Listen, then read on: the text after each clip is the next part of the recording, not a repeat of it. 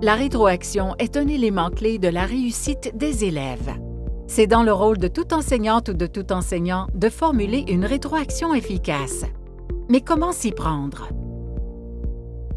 Tout d'abord, qu'est-ce qu'une rétroaction?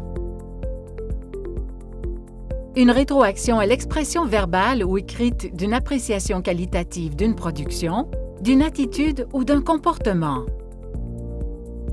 Elle a pour but d'indiquer à l'apprenante ou à l'apprenant les éléments qu'elle ou il maîtrise et ceux qui devraient être améliorés.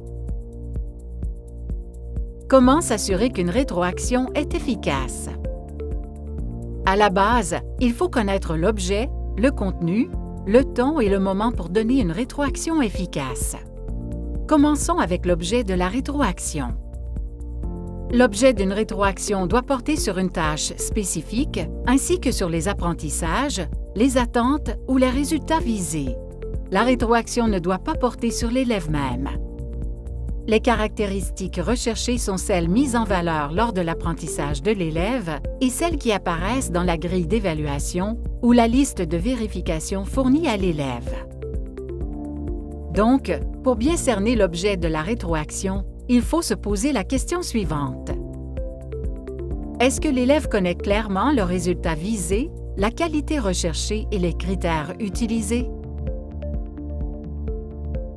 Pour ce qui est du contenu d'une rétroaction efficace, il doit être formulé de manière descriptive et constructive. De plus, la rétroaction doit traiter spécifiquement des forces et des améliorations nécessaires et commenter de manière positive les éléments bien réussis et les stratégies utilisées par l'élève. La rétroaction peut suggérer des pistes pour améliorer les éléments moins satisfaisants. C'est le moment de présenter les erreurs comme des occasions d'apprentissage. Il est important de rédiger la rétroaction dans des termes explicites qui seront bien compris par l'élève afin qu'elle ou il sache comment s'y prendre pour améliorer son travail. S'il y a trop d'éléments à améliorer, il faut d'abord traiter des éléments majeurs se rapportant aux résultats d'apprentissage visés, quitte à offrir une autre occasion de rétroaction avant une évaluation sommative. Donc, pour bien cerner le contenu de la rétroaction, il faut se poser les questions suivantes. Où en est l'élève relativement aux résultats visés? Qu'est-ce qui est bien et qu'est-ce qui doit être amélioré? Est-ce que l'élève sait ce qu'il faut faire pour améliorer son travail? Quel ton faut-il utiliser lorsqu'on donne une rétroaction pour qu'elle soit efficace? Le ton utilisé pour donner une rétroaction efficace est très important. Il faut toujours utiliser des termes positifs par rapport à la tâche et non par rapport à l'élève. Le commentaire doit toujours se faire dans le respect de l'élève afin de lui donner confiance. Elle ou il réalisera ainsi qu'elle ou il peut améliorer sa production et ne se sentira pas jugé ou critiqué. Pour déterminer si le ton de la rétroaction est approprié, les questions suivantes peuvent aider dans la démarche. Comment se sentira l'élève par rapport à la rétroaction reçue?